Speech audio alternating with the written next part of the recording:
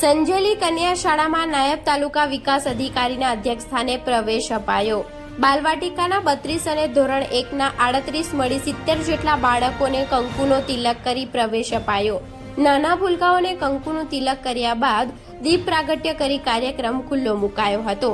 દાહોદ જિલ્લા સહિત સમગ્ર ગુજરાત રાજ્યમાં શાળા પ્રવેશ ઉત્સવ અને કન્યા કેળવણી મહોત્સવની ઉલ્લાસમય ઉજવણી થીમ સાથે પ્રારંભ કરવામાં આવી છે, જેને લઈ આજરોજ કન્યા શાળા ખાતે નાયબ તાલુકા વિકાસ અધિકારીના અધ્યક્ષસ્થાને કન્યા શાળામાં દીપ પ્રાગટ્ય કરી બાળકોને કંકુનું તિલક કરી સ્કૂલ બેગ, ચોકલેટ સહિત કીટ આપી પ્રવેશ સાથે ઇંગ્લિશ મીડિયમના બાળકોને પણ નાયબ તાલુકા વિકાસ અધિકારીના અધ્યક્ષસ્થાને પ્રવેશ આપવામાં આવ્યો।